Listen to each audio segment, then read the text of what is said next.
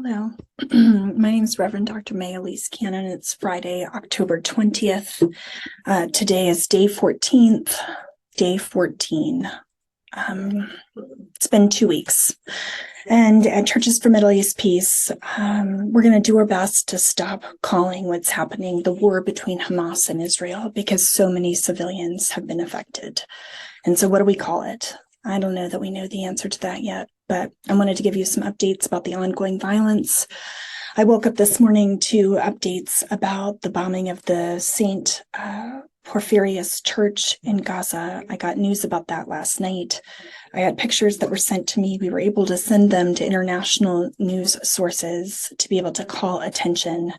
A house next to the church was bombed, and I don't have the number of the total of death toll, but I can say that friends of ours that we know, friends at Bethlehem Bible College, Christians in the West Bank, lost family members. And Christians are saying, why isn't the world seeing what's happening to us? Why don't they see Palestinians as human? And, you're hearing rhetoric in the news and rhetoric from our elected officials that this is because of Hamas, or this is because Hamas is using people as human shields, or this is because Hamas has put weapons underneath churches. And we're hearing reports from people that we know and trust in the Christian community who's just saying, come on, that's just not true. I mean, the death toll right now is so disproportionate. I mean, more than 1,000 children. There's indiscriminate killing happening right now in Gaza. And our friends and our brothers and sisters in Christ, their family members are dying. And so I'll talk about what we can do in that regard. I want to give you some other updates. Big news, 2 hostages were released today. They were 2 Americans from Illinois, Judith Renan and her daughter Natalie. This was facilitated by the International Committee of the Red Cross. They were received at the border by the Israeli military. This happened because of negotiations between Israel, the U.S., Qatar, and Hamas. Israel has said it doesn't matter. They are not going to lift the siege on Gaza. They're going to continue to cut off food, water, electricity, and fuel from the territory. Hamas has said that under the right security conditions that it will release all civilian hostages. I presume that means that they will keep military hostages. Hamas leaders who released Judith and Natalie also said, and this is a quote, that for humanitarian reasons is why they released them, because they want to prove to the American people and the world that the claims made by President Biden and his fascist administration are false and baseless.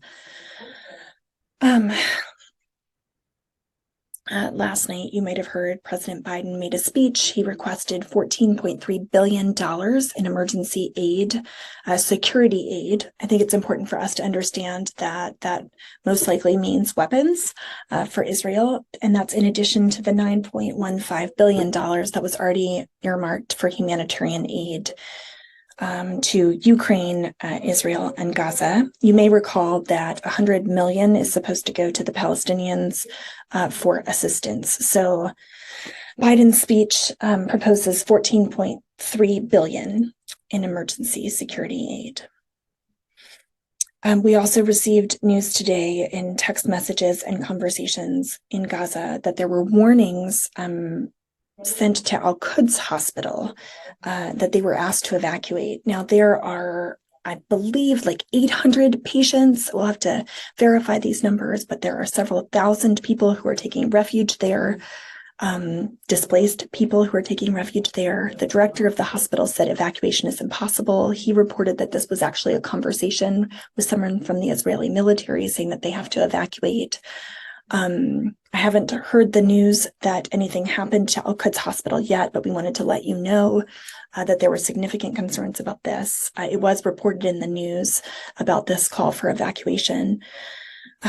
So far, in the last 2 weeks, more than 4,000 Palestinians have been killed and 13,000 have been wounded. And of those wounded in Gaza, there are only 4 hospitals that are operating, and they have limited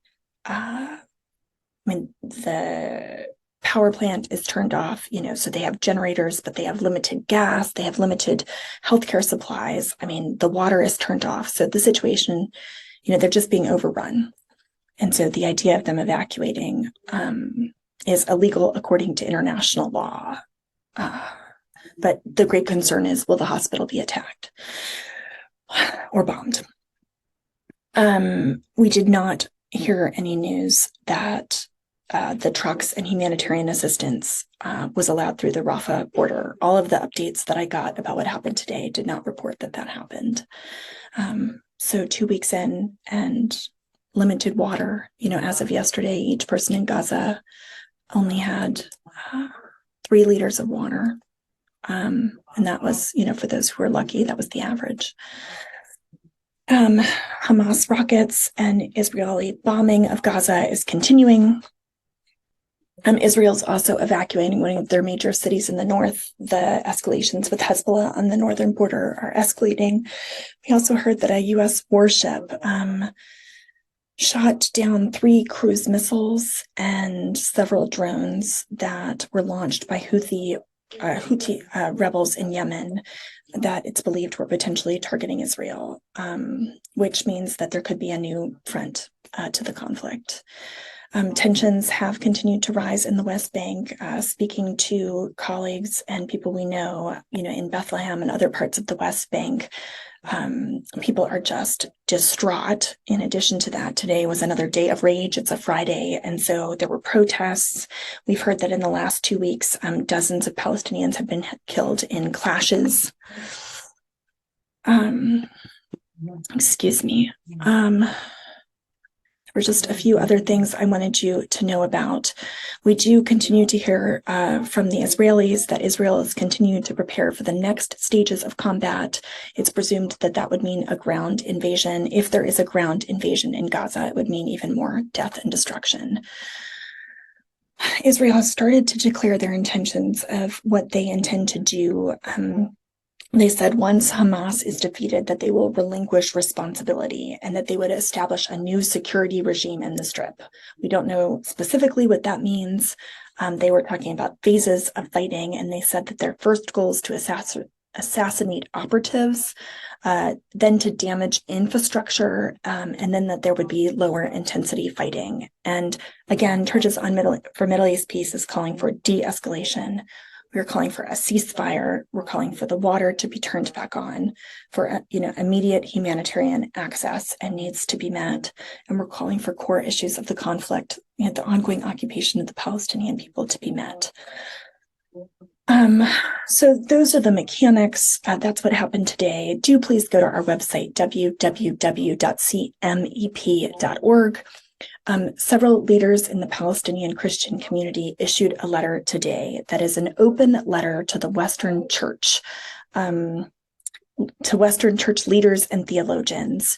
And in many ways, it's an indictment to the American church and talking about how we're complicit in supporting one side over the other. And they use words and say, our people, this is an ethnic cleansing, and that this is happening on our watch. And so I would encourage you, we put that out in our bulletin today. We put that on our social media. So read that. I mean, it is the cry of the Palestinian church. And brothers and sisters in Christ, we're called to grieve with the brokenhearted. And Matthew 25, whatever you do unto the least of these. And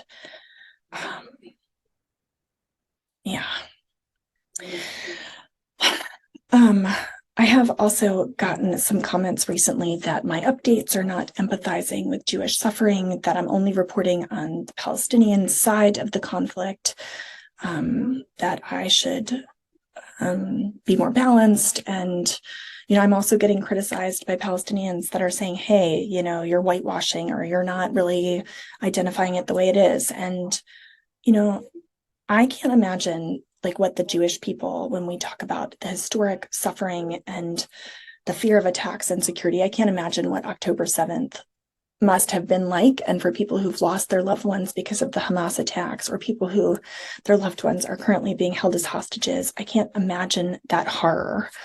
And And I empathize, and I've been preaching and talking about God, break our hearts for the things that break the heart of God. And I want my heart to be expanded. But I also am not going to apologize for telling parts of the story that the world, and particularly the United States, is not hearing. We're not hearing Palestinian stories, and we're not empathizing with Palestinian suffering. And in the news, we're hearing one side of the conflict being viewed as good and the other side of the conflict being viewed as evil, and Palestinian people being dehumanized. And, that's just not right. And so I just would encourage all of you, for all of us, deconstruct binaries. This is not a binary. This is not, if we care about the security of Israel, we have got to address injustices against Palestinians. And if we care about Palestinian suffering, we cannot ignore, growing anti-Semitism, which is only getting worse in this very moment. So that's probably more than enough for today. Thank you for joining us in prayer. Our next corporate prayer gathering will be next Wednesday. Thank you for your support. We're saying stand in the gap, give, act, and pray. We have an action alert out. We have another one that's being worked on right now, calling for a ceasefire. Thank you for your prayers. Give, act, and pray. Follow us at Churches for Middle East Peace. Let's work together and pray for peace and work toward justice.